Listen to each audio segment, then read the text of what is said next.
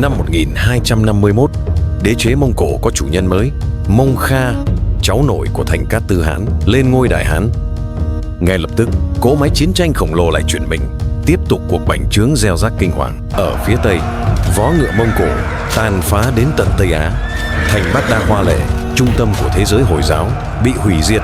Dòng sông Tigris vốn trong xanh bỗng hóa thành một màu đen kịt, không phải vì máu mà vì mực của hơn 100.000 quyển sách vô giá bị ném xuống, chôn vùi vĩnh viễn tri thức của cả một nền văn minh. Bất cứ nơi đâu vó ngựa Mông Cổ quét qua, cỏ đều không mọc nổi. Mũi dùi tiếp theo chĩa về phương Nam. Đại tướng Ngột Lương Hợp Thai, lính Ấn tiên phong, nhận nhiệm vụ tiêu diệt Đại Lý và Đại Việt, tạo thành một gọng kìm chết chóc uy hiếp toàn bộ Nam Tống. Năm 1253, vương quốc Đại Lý sụp đổ. Vua Đoàn Hưng Trí cúi đầu dâng đất nước cho giặc. Cánh cửa phía Bắc dẫn vào Đại Việt đã mở toang, mối họa diệt vong cận kề. Tin dữ như sét đánh truyền về Thăng Long, vua Trần Thái Tông lập tức triệu tập triều đình.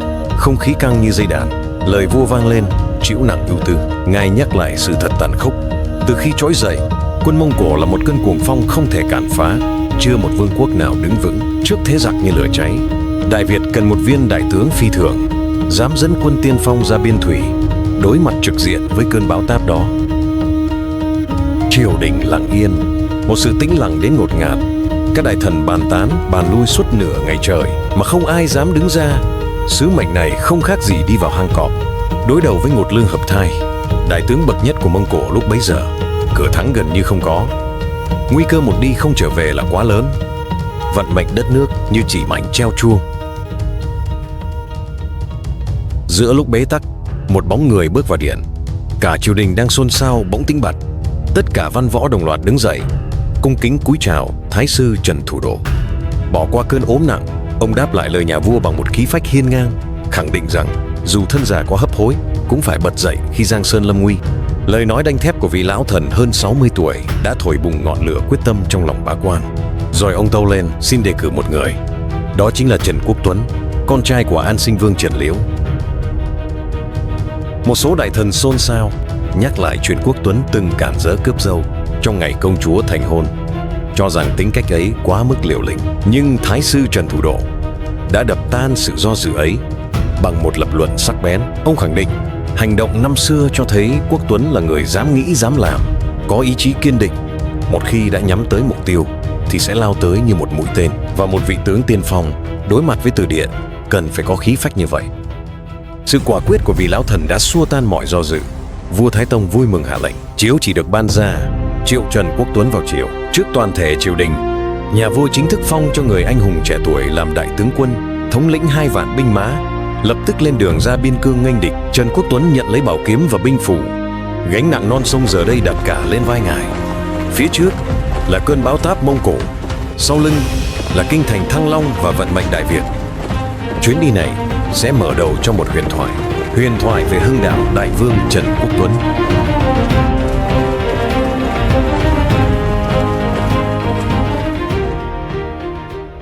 Ở nơi biên ải xa xôi, lúc bấy giờ 5.000 quân tiên phong Mông Cổ dưới trướng Triệt Triệt Đô đã siết chặt vòng vây, dùng kế hiểm độc đẩy hàng vạn dân thường đói khát về phía trước làm lá chắn sống, ép Trần Quốc Tuấn vào thế tiến thoái lưỡng nan. Mở cổng thành mất, giữ cổng lòng dân ly tán. Giữa cơn binh biến, chính nội bộ tướng sĩ cũng nổi lên xô xát, tiếng gào thét đòi cứu người thân xé tan hàng ngũ. Giữa lúc nguy cấp nhất, Trần Quốc Tuấn đích thân lao ra, uy nghiêm như một ngọn núi. Sự hiện diện đanh thép và mệnh lệnh quyết đoán của ngài đã dẹp tan hỗn loạn, thắp lên ngọn lửa hy vọng và củng cố lại hàng ngũ.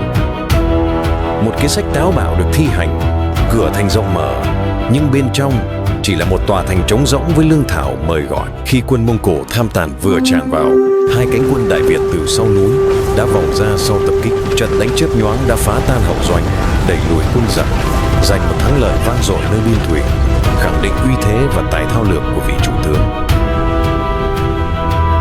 Thất bại của Triệt Triệt Đô như cái tát thẳng vào mặt Đại Hán Mông Kha.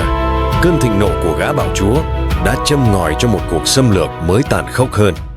Đích thân Ngột Lương Hợp Thai làm chủ soái, thống lĩnh 2 vạn kỵ binh thảo nguyên tinh nhuệ, mang theo các đại tướng dày dạn trận mạc là A Chuột, Triệt Triệt Đô và Phò Mã Hoài Đô, cùng hàng binh đại lý là đoàn Hưng Trí với hơn 1 vạn quân trợ chiến. Tin tức truyền về Thăng Long gây chấn động, triều đình chia rẽ, nhiều tiếng nói run sợ nghiêng về hòa đàm để tránh họa đao binh giữa những lời bàn lùi. Vua Trần Thái Tông đã thể hiện ý chí sắt đá của một đấng quân vương, kiên quyết không chấp nhận bất cứ điều kiện nào làm tổn hại đến danh dự quốc gia hay sinh mạng của dân chúng. Thái sư Trần Thủ Độ cũng chung một lòng, củng cố thêm quyết tâm chiến đấu. Từ đó, một khí thế sục sôi bao trùm khắp cung điện, hợp thành ý chí sắt đá của cả một dân tộc, quyết chiến đến cùng. Nhận mật thư từ nhà vua với chủ trương bảo toàn lực lượng, Trần Quốc Tuấn rơi vào trầm tư. Các tướng sĩ không cam lòng khi nhuệ khí đang dâng cao. Chính trong đêm đông lạnh giá, bên bàn cờ thế sự, Lão Bộc, người gia nhân giả, đã lặng lẽ xuất hiện. Bằng những nước cờ thâm sâu, người gia nhân ấy đã chỉ ra cho vị chủ tướng một chân lý: việc tránh né mũi nhọn của địch không phải là lùi bước, mà là để tìm một vị thế thuận lợi hơn, chờ thời cơ để phản công hiệu quả nhất. Trần Quốc Tuấn bừng tỉnh, kế hoạch vườn không nhà trống vĩ đại được triển khai. Quân đội hòa vào nhân dân, vừa bảo vệ dân chúng sơ tán, vừa thực hiện tiêu thổ kháng chiến, biến cả non sông Đại Việt thành một cái bẫy khổng lồ. Khi đại quân đã rút lui an toàn, Trần Quốc Tuấn ngoảnh lại, chỉ thấy nơi cửa ải là một biển lửa ngút trời. Giữa biển lửa ấy, Lão Bộc trong bộ giáp cứng, tay cầm ngọn giáo, đứng sừng sững trên thành lầu, một mình đối mặt với hàng vạn quân Mông Cổ đang tràn tới như sóng thần. Không một lời trăng trối, chỉ có hành động hiên ngang. Bóng hình nhỏ bé ấy đã lao thẳng vào biển người của quân thù như một vì sao băng rực sáng lần cuối cùng, rồi tan biến vào cõi vĩnh hằng. Nơi xa, Trần Quốc Tuấn chạnh lòng xuống ngựa, kính cẩn quỳ bái về phía ngọn lửa đang cháy rực. Ngài tiễn biệt một linh hồn bất tử, đã dùng thân mình để thắp lên ngọn đuốc khai màn cho cuộc kháng chiến thần thánh của dân tộc. Tháng 1 năm 1258, như một cơn bão táp, đạo quân xâm lược hùng hậu với 3 vạn kỵ binh thiện chiến nhất thế giới lúc bấy giờ, dưới sự chỉ huy của những tướng lĩnh lão luyện như Ngột Lương Hợp Thai, A Chuột, Triệt Triệt Đô và Phò Mã Hoài Đô, đã tràn vào lãnh thổ Đại Việt, mang theo nỗi kinh hoàng và tham vọng chinh phục tiến về Thăng Long.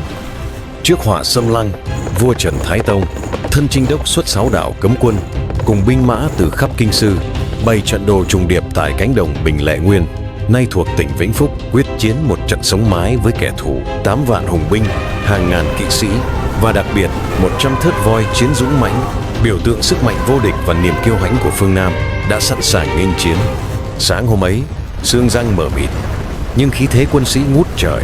Vua mặc giáp vàng, bảo kiếm sáng lóa, dáng vẻ uy dũng phi phàm, mắt rồng mày hổ đi khắp trận địa, khích lệ tướng sĩ quyết tâm bảo vệ non sông gấm vóc. Lúc này, mật thư từ Trần Quốc Tuấn được dâng lên, tin báo rằng từ Biên Hải đến Bạch Hạc, dân chúng đã được di tản, lương thảo được chôn giấu hoặc đốt sạch, không để lọt vào tay giặc. Trong thư còn miêu tả chi tiết các tướng lĩnh Mông Cổ: Ngột Lương Hợp Thai dày dặn kinh nghiệm, Triệt Triệt Đô ngang tàng liều lĩnh, A Chuột thiên tài kỵ binh và Phò Mã Hoài Đô cung tiễn siêu phàm. Tuy nhiên, lời dặn dò quan trọng nhất của Trần Quốc Tuấn phải hết sức cân nhắc khi dùng tượng binh nghênh chiến, vì quân Mông Cổ có tài cung tiễn siêu phàm, biết triệt để khai thác điểm yếu của voi, đã không được lưu tâm. Ngày 17 tháng Giêng năm 1258, đại quân Mông Cổ ầm ầm kéo đến. Ngột Lương Hợp Thai chỉ huy trung quân, A Chuột và Hoài Đô thống lĩnh 2 cánh kỵ binh tinh nhuệ. Ngột Lương Hợp Thai không khỏi kinh ngạc trước sự dũng cảm của quân dân Đại Việt, dám bày binh giữa đồng để nghênh chiến. Y hạ lệnh cho Triệt Triệt Đô vượt sông, cướp hết thuyền bè của quân Trần, cắt đường lui của họ. Triệt Triệt Đô dẫn 5.000 quân tiên phong vượt sông, ý đồ cắt đứt đường lui của quân Đại Việt, nhưng đã vấp phải sự kháng cự mạnh mẽ. Vua Trần Thái Tông tuốt gươm hạ lệnh, tượng binh xuất kích. 100 thớt voi chiến đồng loạt tiến lên, tạo nên cơn địa chấn chuyển động đất trời. Voi quật ngã ngựa, tung kẻ địch lên không trung, sức mạnh vô địch thiên hạ. Nhưng A Chuột với tài thao lược của mình đã dụ voi ra cánh đồng trống trải, rồi chia quân thành nhiều nhóm nhỏ, dùng cung tiễn bắn vào mắt voi. Đau đớn, voi quay đầu dẫn đạp chính quân ta. Ngột Lương Hợp Thai dốc toàn bộ binh mã tấn công, đội hình quân Trần chấn động, tan vỡ, đạn tiễn bay như mưa. Kẻ từ trận, người bỏ chạy, thảm cảnh vô cùng. Vua Trần Thái Tông bị vây giữa trận, chỉ còn Lê Tần hộ giá. Vua muốn quyết chiến đến cùng, nhưng Lê Tần khuyên vua phải bảo toàn lực lượng, và hộ giá vua xuống thuyền.